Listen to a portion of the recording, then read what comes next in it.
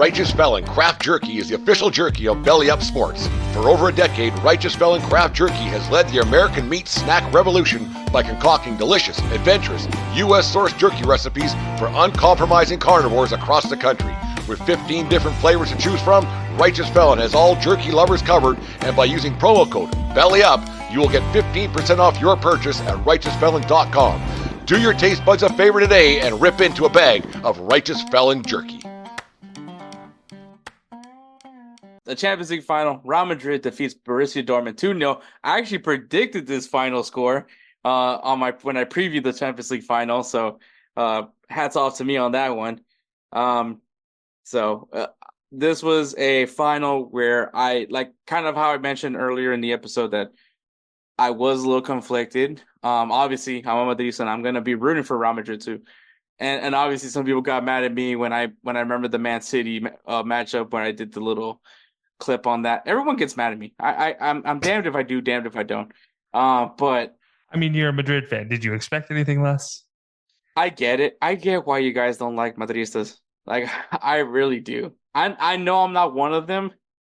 Because obviously I think I speak with logic when I talk about Real Madrid. Sometimes.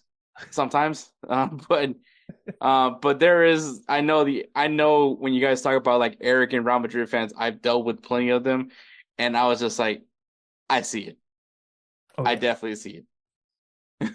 Yeah. I'm a Cowboys fan in American football, so I'm the same way. I get it. I get why people don't like Cowboys fans, so I totally get it. But yeah, no, Real Madrid fans. That's why everybody loves to hate you and hates to love you. Exactly. I think that's the way to say that. Yeah. Yeah, basically. But yeah, so like I said, I was conflicted with this final because of the fact that we are talking about Real Madrid, which is the team I support all the way through. It is my club. When I do say I support Arsenal, but my club is Real Madrid. There is a difference. I mean, maybe some people don't understand that, but there is a difference with that. But they were going up against Borussia Dortmund, a team that, like I said, it is very hard to hate this team. Obviously their story of being able to produce so much talent, yet lose so much talent at the same time, is baffling, but still able to stay afloat. And then you have a player that, once again, you can't hate. You cannot hate Marco Reus. If I met someone that says that I hate Marco Reus, either you're a liar or, you know what, you deserve to be hated on. So they're definitely a Bremen fan. Probably that. Or kind of wish that he stayed at Mönchengladbach. Yeah. And obviously the Jadon Sancho bounce back story, like there was a lot of storylines with Borussia Dortmund that you're just like, it is so hard not to root for this team. You have Sebastian Haller. I know that he wasn't starting. Obviously, you had Nicholas Fulkrug, who had a great year with Borussia Dortmund this season, but you got Hummels, who he got teased by Bayern Munich for a while, but then finally came back. Like I said, storyline after storyline after storyline. Like, there's a lot of storylines that you could talk about this game, but as far as Borussia Dortmund goes, but then also on the other side, you got Jude Bellingham facing his former team, playing in his home country, which, I mean, you could say the same thing for Jadon Sancho. You have Toni Kroos, who is retiring, not contemplating. He's retiring. He said, I'm going to leave at the highest of highs. They won La Liga. He wants to win his 6th Champions League, which, as a matter of fact, there was 3 other players that were looking to win their 6th Champions League: Nacho Fernandez, Luka Modric, and Dani Carvajal, being those 3 that also were looking at their 6th Champions League title. And of course, Real Madrid going after the coveted 15 Champions League title to just keep pushing themselves ahead in the Champions League title run, in the record books and all that. So there's a lot of things, and obviously also the streak that Real Madrid is undefeated in Champions League finals, which is one of the most bizarre. As old as Real Madrid is, that's all I'm saying, and I believe it's since it became the Champions League final. I'm not counting the Europe, the UEFA European, whatever it used to be called, the King's Cup. yeah, whatever it used to be called, because I do believe Real Madrid lost some of those finals. I'm just saying since they switched over and called it the Champions League, Real Madrid has never lost a final, and which is very impressive if you think about it. Um, so there's a lot of shit it's a lot. There's like so many storylines going into this final, which is I could be probably arrogant and like maybe thought that there's not many finals that have this number of storylines, but I feel like that I'm not wrong on that.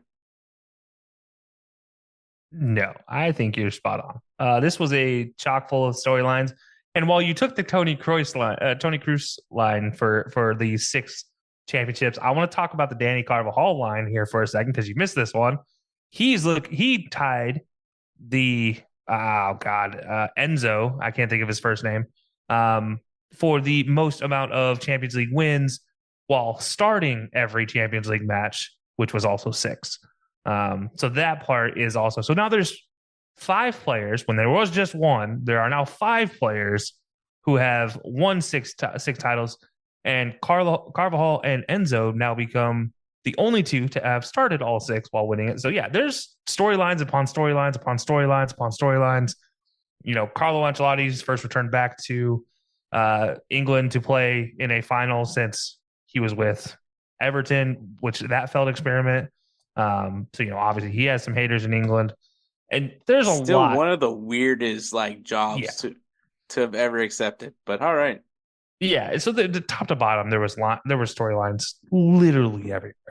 It was insane. I don't remember many, and also I still stand by Sergio Ramos wasn't out as a hitman duty. That unbeaten record might be different, but Sergio Ramos channeled his inner Pepe and just forgot to get the red card for it. I digress, though. was that the game that had was it the goalkeeper? Yeah, it was. Yeah, the goalie rolling Karius. the ball. Yeah, I mean, Karius definitely kept that streak alive too. Oh yeah, MVP, some may say. He was your guys' MVP, absolutely. Man of the match was definitely that. But yeah, I mean, just so many stories. And I mean, also you have to think about Real Madrid started the year. Eder Militao tore his ACL. Mhm. Well, David Alaba, a couple matches later, tore his ACL. Thibaut Courtois tore his ACL before the season even started. That's why Real Madrid had to go get Kepa on loan. And I did say, I was like, I'd rather see Lunin. I'd much rather see Lunin starting than see Kepa, which eventually people kind of wised up and said, yeah, let's start Lunin, and who, you know, applause to him. I know that he got sick. If it wasn't for the fact that he was sick, that he would have started this match. But I mean, it's Courtois, dude. The guy is just built for these big moments, which he came up pretty big in this final as well. But yeah, there's just so many storylines to go after.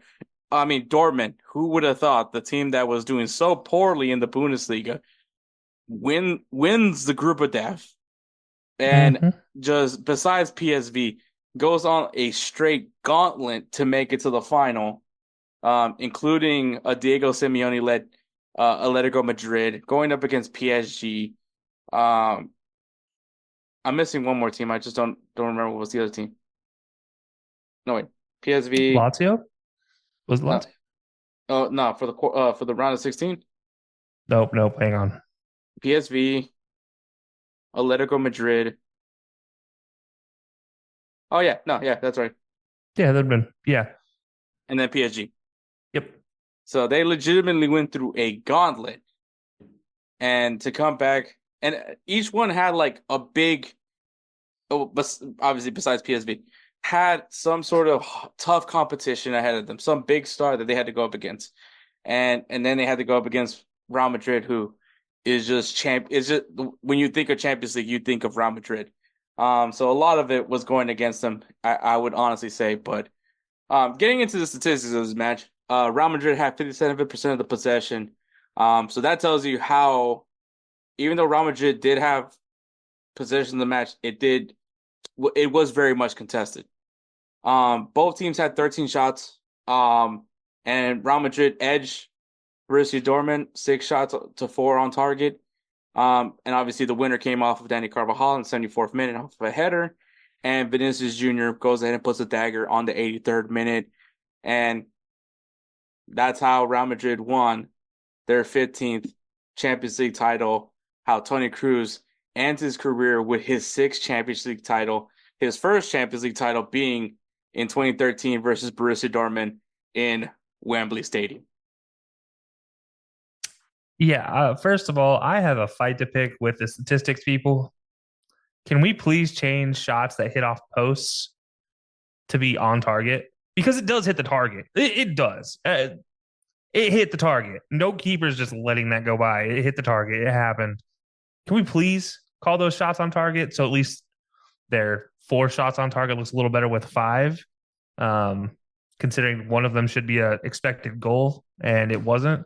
But yeah, it's like I don't know what else I can say in this game other than Dortmund missed every opportunity to beat Real Madrid.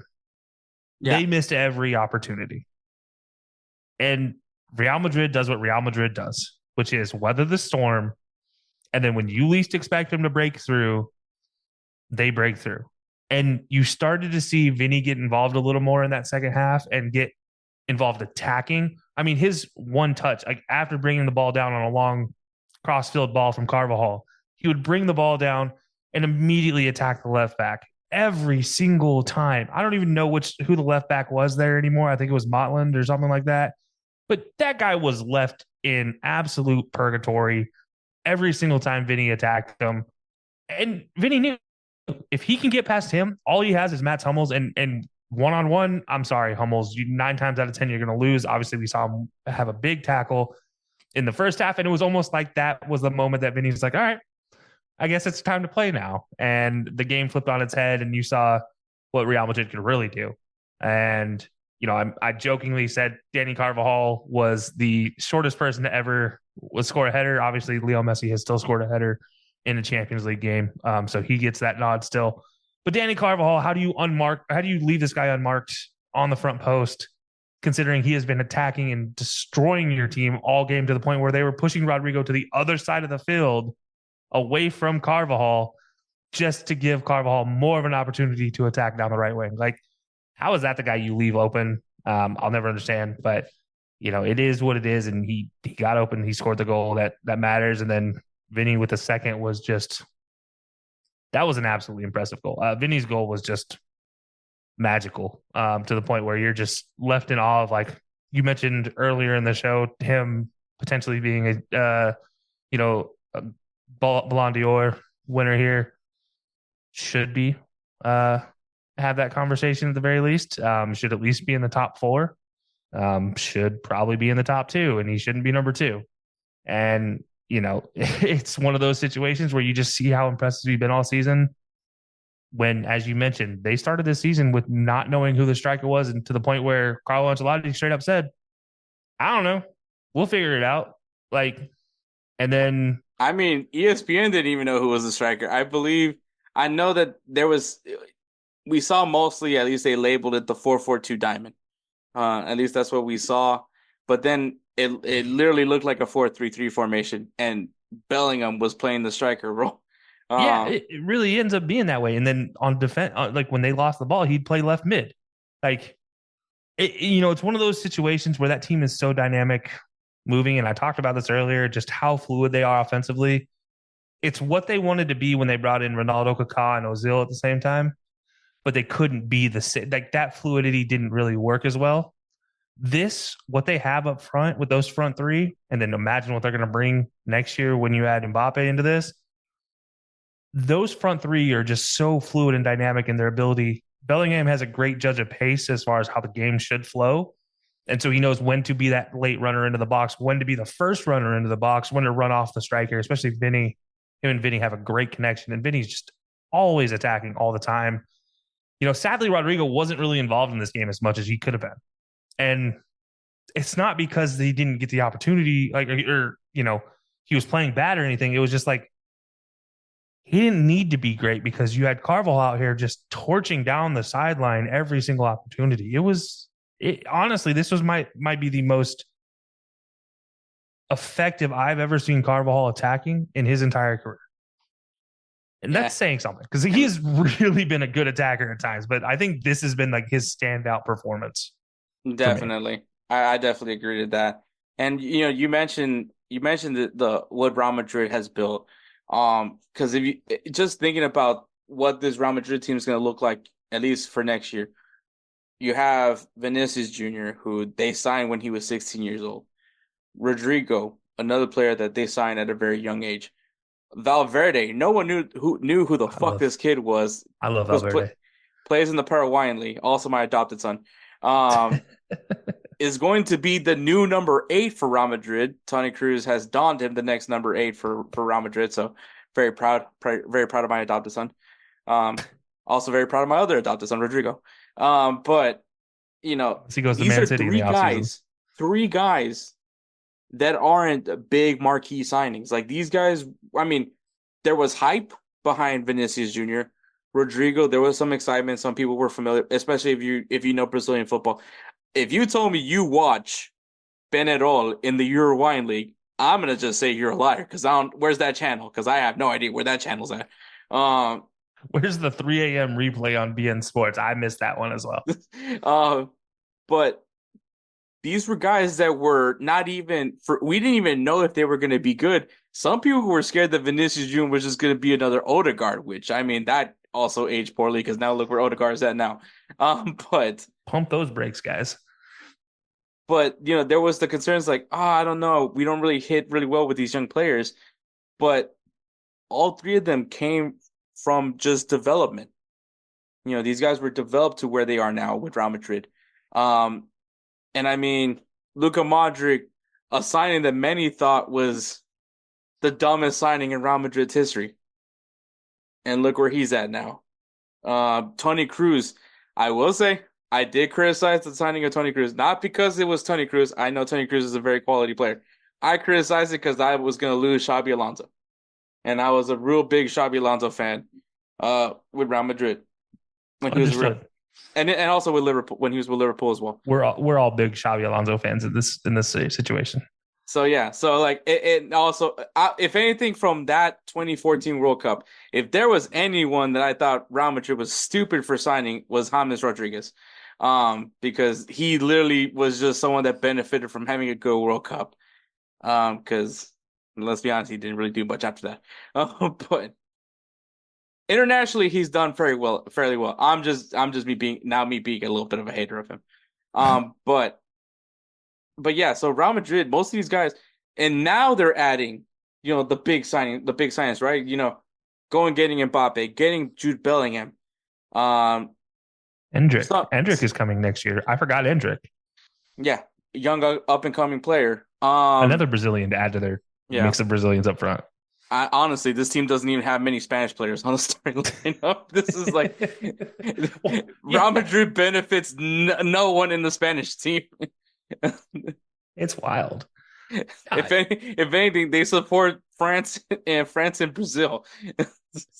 France, Brazil, a couple African nations, and then and Rudiger. No, you can't forget about Rudiger. Yeah. Well, I was going to say, a couple of their players have come out of the African or the French countries out of Africa. So. Yeah. So, and I mean, Tchouaméni and Camavinga, I feel like there was some hype from, obviously still very young players. But a lot of hype was definitely coming from those two from Ligue 1, and now look where they are now. Camavinga becoming like a Swiss Army knife for Carlo Ancelotti. Just plug him anywhere in the lineup and he'll play it. Tchouaméni was playing center back at one point this year. I don't get that, and don't forget you still have David Alaba coming back from injury.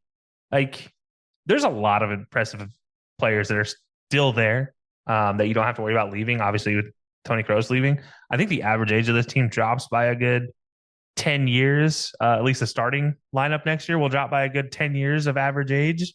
When you no longer have a 36-year-old, a 35-year-old, and a 37-year-old in your starting lineup, and they're all replaced by like 24, 25-year-olds. That's going to be impressive. And yet they stay pretty same quality, like pretty equivalent quality across the board with these guys. It's kind of wild to think about. Yeah, that's very true. But obviously Real Madrid wins it again. Tony Cruz, like I said, Tony Cruz, Dani Carvajal, Luka Modric, and Nacho Fernandez are now six players. I mean, now have won six Champions Leagues, matching uh, a Real Madrid legend. I can't remember the name off the top of Enzo. my. It's his last name is Enzo. Oh, I Enzo. can't think of his first name. But yeah, so now six Champions League titles. So legendary careers for these guys. Once again, Luka Modric, who everyone claimed was going to be the worst signing in Real Madrid's history. The dude's literally the number 10 and clearly is either is the fountain of youth or has it. And then Tony Cruz, just a proper send off. Like, probably, I feel like more athletes need to start doing this where, like, it's not that I can keep playing, I just want to stop playing. Yeah. And that's what Tony Cruz did. He's like, I don't want to, like, I think for him it was, I really don't need to play anywhere else now. Like, what is there? Like, I'm a World Cup champion. I'm a multiple Champions League winner. I've played plenty of matches in the Bundesliga and Real Madrid. I don't need to go play in the Premier League. Yeah. I don't need to go to America or Turkey or Yeah. Saudi Arabia. Yeah. By the way, it's Paco Gento was the player, not Enzo. My bad. Oh, okay, Paco. Yeah. So yeah. Yeah. So I mean, I feel like more athletes in general, like not even in soccer, but like everywhere else in general. Like, there's nothing wrong with just ending it at a high point. Michael Jordan, the first time. Yeah. Not Michael Jordan the second time. Maybe Tom Brady should have thought about that, Yeah, no, I agree. I think that's a consideration. But instead then at of the same having time, to go on Netflix and being called, a lot of very homophobic things. Yeah, that was a very interesting roast. But it's funny because like while Tony Cruz called it early, you do have some athletes like Barry Sanders who called a career early when you probably still could have played a few years. Then you have Luka Modric who probably should have called a career earlier in his career based off the trajectory he was on. And then Fountain of Youth when he gets to Madrid and it's like, oh, wait, by the way, I am better than I've ever been before. And I'm 30 plus years old the entire time. So it's kind of wild that it ends up that way. But I agree. I do think some players, before they go on that decline, definitely should consider that. I think Frank Lampard was one of those that probably should have just like at the end of his Chelsea time just said, I'm done. I wouldn't say the same for Stevie. I think what he did with the Galaxy was fine. Andrea Pirlo, I think, probably should have called it after before leaving AC. Gianluigi Buffon probably needs to call that a career before leaving Juventus to go to PSG. That was not a good idea. And then went back to Juventus. Yeah, then went back and just looked. And then went to Palmero. Yeah. So, what an interesting journey that has been.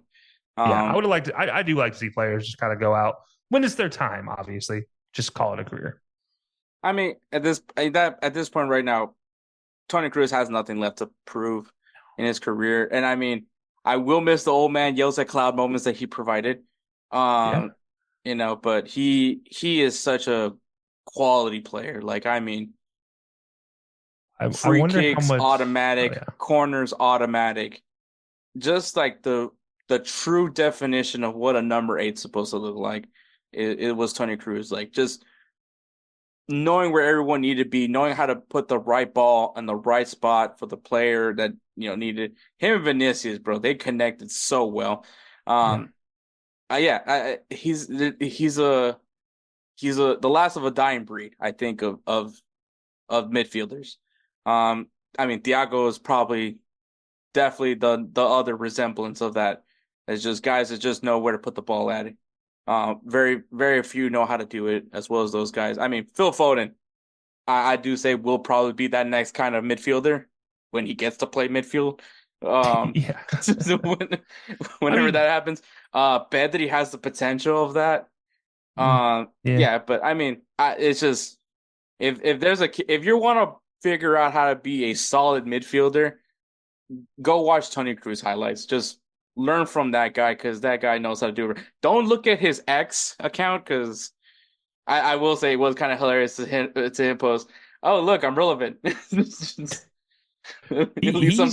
least I'm trending now. He's a meme on X, honestly. Yeah. So I wonder yeah. how much his Adidas shoe deal The played a part man in. is so old school that he did not. He refused to switch out of the cleats. Like he told Adidas, y'all better figure it out. It has been a decade since those boots were made. A decade since those boots were made last. And this man has said, "Nah, I'm not going to change them. Adidas, you're going to have to keep making my boots if you want me to keep being a part of your brand. Or I'm not signing with anybody else, and I'm going to tape over the Adidas logo, and then I'm going to start putting tape all over it to fix it." Like that was what he told them, and they were just like, "Yeah, we'll source all this material for you every year for only your shoe." Like, how wild of a story is that? That's next level. Like, Tony Cruz is definitely the guy that like went to Olive Garden one time and was like, I like it here. This is where I want to go eat at every time I want to go out to eat. Like he's probably the guy that eats the same like turkey sandwich every fucking day. Doesn't change too much in his routine. Has to watch Judge Judy at 3 o'clock. Like that's what Tony Cruz is as a person. oh, guaranteed he has a go-to order at every single place that never changes. And the moment somebody changes their menu because they got a new chef or new cook, he's gonna be like, no, that's not what I got last time. I want what I got last time. And if they say no, okay, goodbye. And You he'll just lost never a go valuable there customer. again. You will never get that free 5,000 pound tip that he would deliver for you. Like, no, that's not happening anymore. So yeah, Tony Kroos is I wouldn't be surprised if he still drives he's German, so a Volkswagen or Mercedes that he got in his early career. I really love this diesel Volkswagen. This is I still drive my Volkswagen bus I got as an academy player.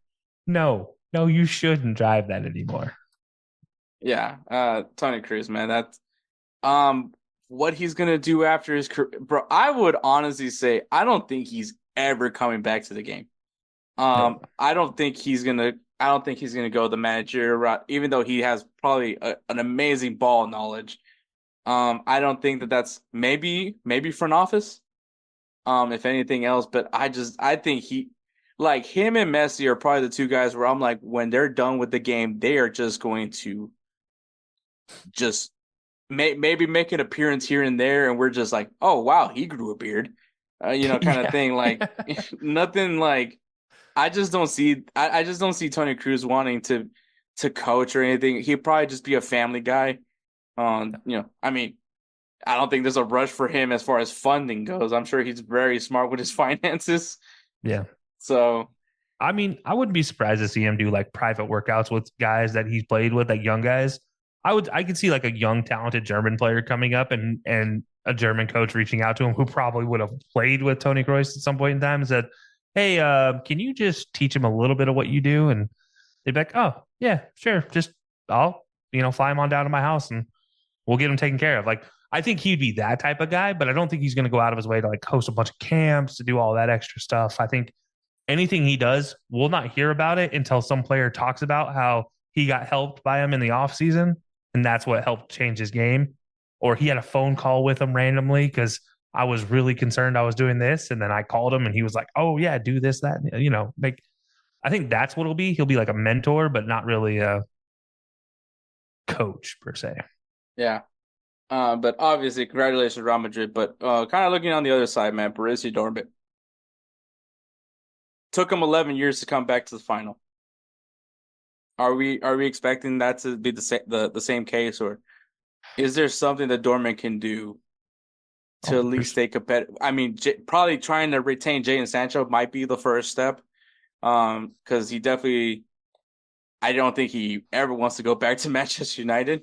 Ooh. And I know some people are going to say they won the FA Cup, but let's be honest, that year, if it wasn't for that FA Cup, there's nothing to boast about that season.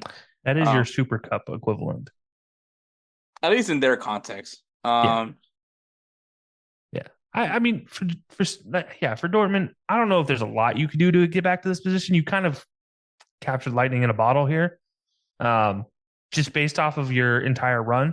Don't get me wrong. You're going to be back there next year, most likely. And I think you will be back there. I think they will be back there next year for sure. But I have concerns, right? I think we all do. Aging players, what are you going to do to replace them?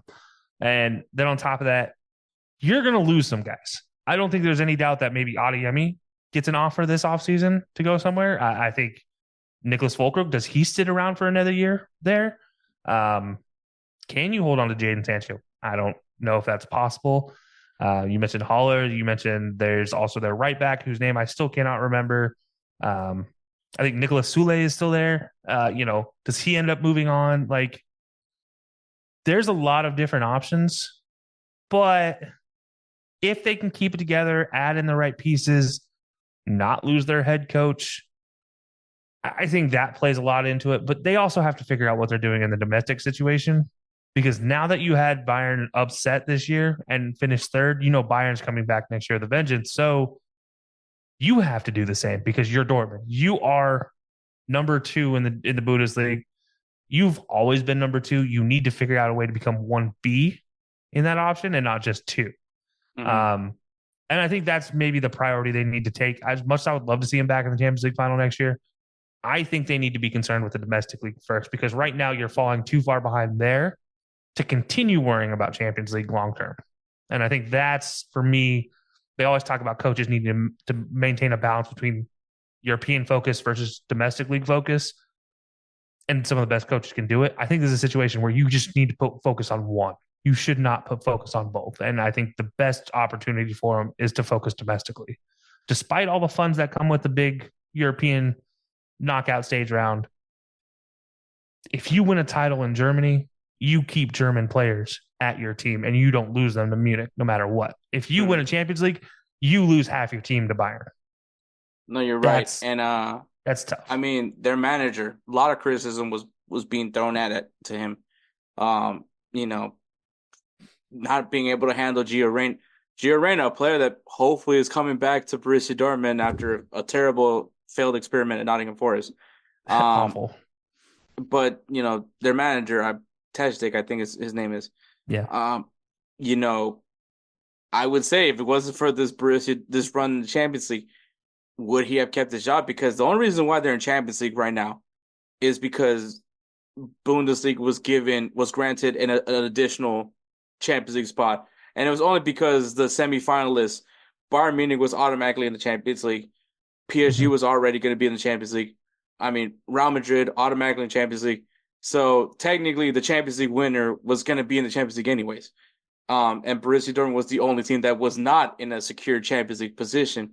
So obviously Bundesliga was granted an additional spot for Champions League, and that's why Borussia Dortmund, who was literally in 5th place, gets that final Champions League spot. So if it wasn't off of a technicality, Borussia Dortmund wouldn't even be going back to Champions League, unless they would have won the Champions League final.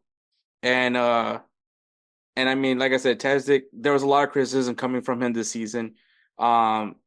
Even though, he returned to Borussia Dortmund, because remember, he left Borussia Dortmund for a while.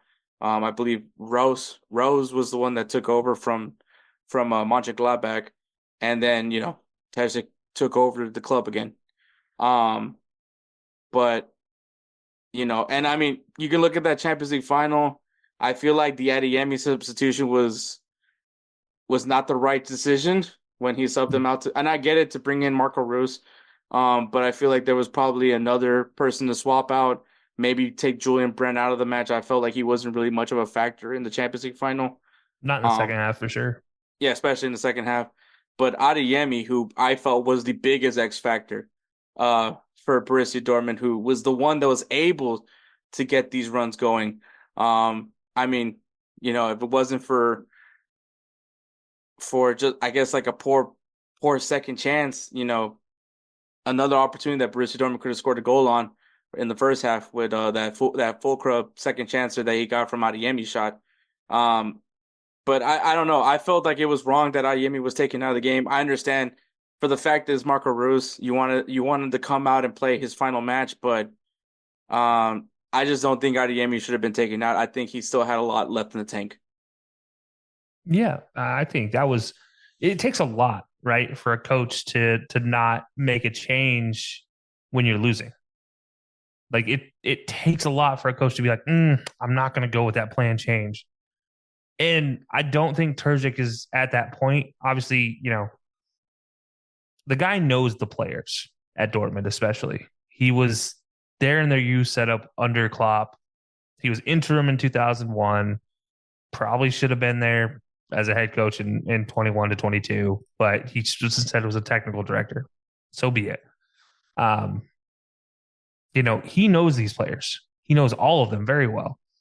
And knowing that, I maybe there's something we don't know about what Adeyemi was dealing with, maybe physically, but it didn't look to me like he was ready to be pulled out. It looked to me like he had a lot left in the tank, and he was still attacking that left side. And especially when Carvajal was going forward, the best defense to that was having Adeyemi attacking that spot. And it pushed, when he was attacking that spot, it pushed Carvajal back. And that's why he couldn't get attacking for a majority of that end of the second half of the end of the first half type of situation. So the last 25 minutes of the first half, Carvajal wasn't really effective in that position because Adeyemi was just bolting down that line every single time they had the ball. And as a coach, there's a lot of belief that needs to be fed into you to do something like that, to be able to not make that change. And I do think, to your point, I think that should not have been done with Adeyemi. I think Julian Brandt was the obvious choice there. I'd even argue Nicholas Fulkrug in the second half could have been flipped a little earlier. I don't agree with this what was done. But beyond that, as I mentioned, domestic league, you can't struggle as much next year if you're Terzic. And I do agree. I think until December, he was pretty well on his way out the door at the end of the season. Because unlike Bayern, they're not a team that cuts ties in the middle of the season. But somehow, especially the Champions League, he figured it out, got to the knockout stage, and got them to where they are today. And that's why he will still have a job next year. But yeah, I mean, long term, I don't know what the solution is there, but it's shown that he can lead a team in Europe. And that is a selling point for a lot of teams looking for a manager. If you can lead a team through a European gauntlet like that, especially the German gauntlet, which is similar to the Premier League in a lot of ways, and similar to in La Liga in the amount of games they play in such a short time. And if you can do that successfully and lead a team in one of the two competitions to some kind of final, you're looked at a lot more, I guess, impressive than if it was a regular manager. So yeah, I think had it just been based on his domestic season, no, he's not there anymore. But because of the Champions League success, he gets to figure out what to do in the domestic league next year. And he'll get the full year out of it. But I don't think that I expect to see him there in the finals next year. But I do expect some domestic league success from him if he can figure it out. No, yeah, I agree.